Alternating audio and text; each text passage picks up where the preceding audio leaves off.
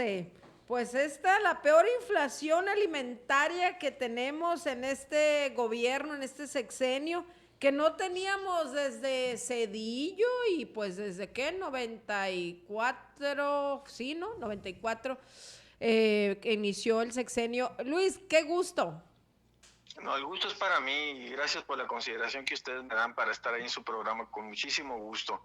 Sí, los más desprotegidos, los más afectados, la gente que sufre más por esta inflación que tenemos, pues no cabe duda que son la gente de escasos recursos.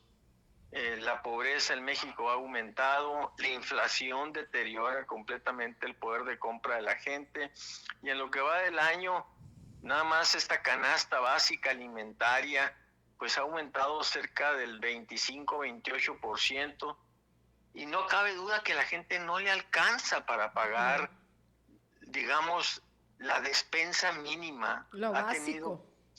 lo básico, ha tenido que eliminar productos como pollo o carne. Afortunadamente el puerco, que también ha aumentado bastante de precio, Sí, pues es lo más barato, entre comillas, que podemos encontrar como proteína. exacto. Pero los huevos, la leche, el pan, las tortillas mismas, Sí, que están. este, es increíble cómo el deterioro. El Y aguacate. La otra Sí, compré uno en 27 pesos. Un aguacate en 27 pesos. sí. no, ya el aguacate ya es un artículo de lujo, ya es Ya como comer sé, sí, me abulón. estaban haciendo bullying a mí porque comí unas lentejas el sábado y le puse aguacate y subí la foto, ¿no? Si supieran, dije que me compré solo un aguacate, ¿no? Porque llego por un aguacate. Ahorita que comenta esto, Luis, por la mañana yo estuve muy tempranito, a las 7 de la mañana en Ley. Y cuando estaba subiendo las cosas, se acerca una de las personas ahí que nos apoyan para y lo que me platicaba, me decía, qué bárbaro, está caro, ya ni para la leche tiene uno acceso, y me mencionaba una marca de leche que era, pues obviamente me dice la más barata, ya ni esa podemos comprar, ¿no? Estaba bien Así es. fuerte la situación y lo que me estaba diciendo y cómo me lo estaba diciendo, ¿no? Sí, la gente, creo que eh, la gente, todos estamos sufriendo por esto porque no nos alcanza. Los pocos ahorros que tenemos los tenemos que utilizar. Los ahorros que uno tiene en las Afores, uno está haciendo uso de ellos. La gente está pidiendo prestado tanto a la empresa. Yo soy consultor de negocios y uno de los grandes problemas que tienen ahorita las empresas es cómo acceder a la solicitud de créditos que le están haciendo los empleados. Las casas de empeño están creciendo en empeños y aunque el precio del oro ha ido creciendo en los últimos años, pues la gente no está refrendando sus plaquitas o ya las casas de empeño están recibiendo soldaduras, equipo de carpintero, su mismo carro, pick-up, que es el uso del trabajo, en fin, esto está patas para arriba. La Sí. inflación y la inacción de este gobierno está patas para arriba. Y se Yo anunció pues, todo esto para la inflación y el super anuncio y super conferencia ahí en la mañanera y pues no se ha visto nada claro de eso, ¿no? primero yo considero que es muy poco tiempo como para poder evaluar Ok. el impacto de este paquete de acciones contra la inflación. Y lo segundo, creo también que va a ser muy poco realmente lo que puede impactar en el tema de la inflación. Yo creo que el INEGI ahora, pasando por allá por el 20-25 de mayo, va a anunciar cuáles han sido los indicadores respecto a la inflación, pero la realidad es esta. La realidad es que las causas de inflación no son las que se están atacando, se está atacando los síntomas. Y yo no le entro mucho a la política, como ustedes saben, pero creo yo que esto es un asunto mediático, un asunto de ofrecimientos del populismo que trae el actual gobierno, pero no trae ninguna cuestión en concreto. Y les voy a decir por qué. Yo creo que el presidente y su gabinete están atacando algo que se le llama la reducción de los costos al quitar aranceles a la importación de ciertos productos, al continuar con el subsidio del IEPS, como que está tocando más bien el tratar de reducir los costos para que los productos lleguen más barato al último consumidor. Pero el tramo que hay entre el productor, el comercializador, el fabricante, el que distribuye y que nos llegue a nosotros los que compramos, es demasiado el tramo para controlar la inflación.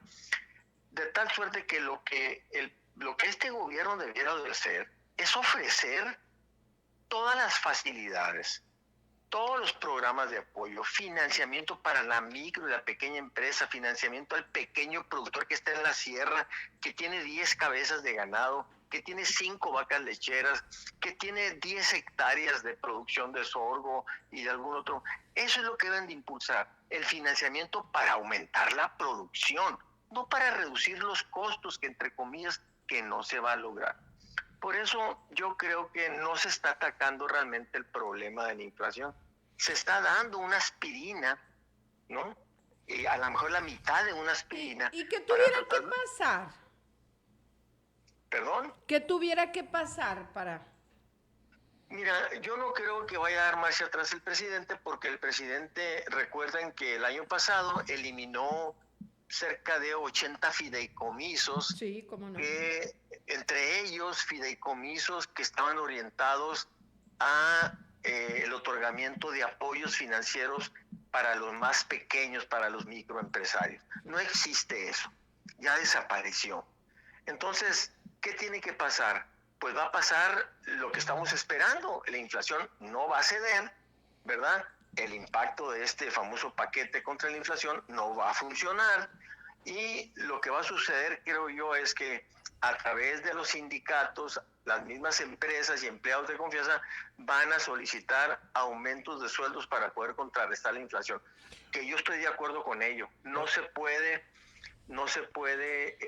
atacar el problema con una solución simple y sencillamente mediática. Tiene que haber algo en concreto, algo en conciso. Por lo pronto, ustedes y yo ya estamos afectados. Sí. En lugar de, como tú decías, No, en la mañana, en lugar de los comprarnos vecinos agua.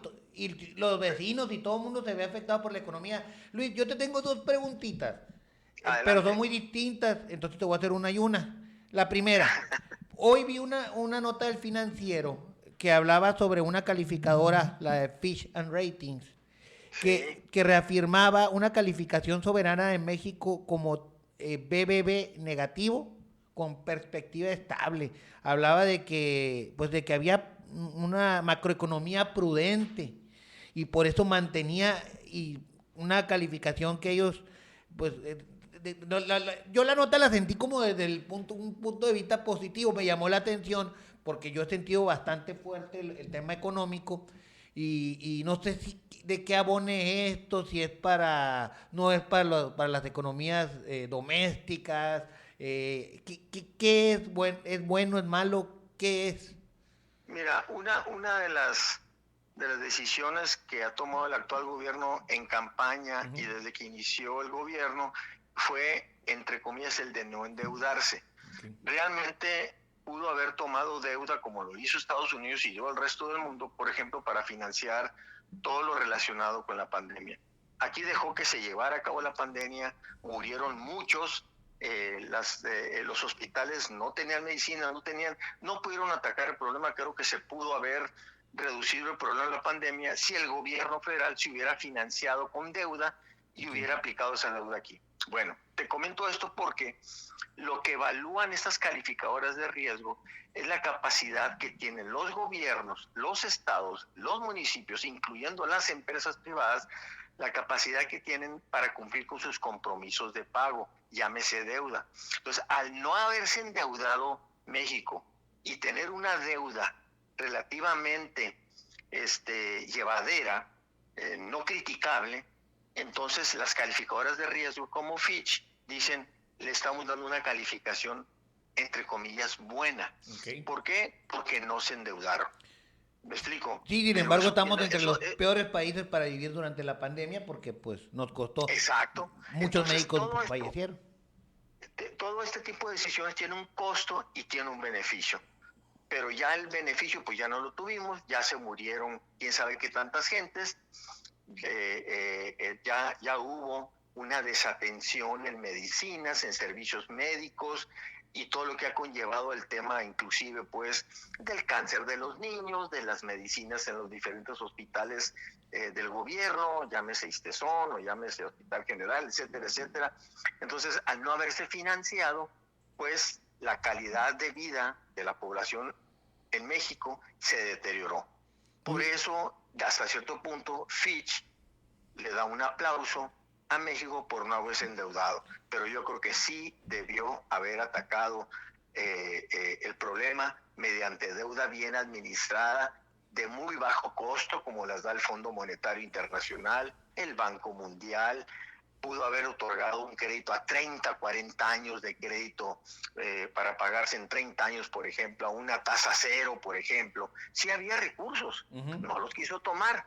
¿Por qué? Pues por, digamos, respetar lo que en campaña y ahora en el actual gobierno dice no al endeudamiento, pero el costo ha sido muy alto. Ok, esa es una. La otra que te quería hacer era porque pues el tema lo pusimos aquí como que esta inflación es la peor, porque peor es peor, la peor desde tiempos de Cedillo.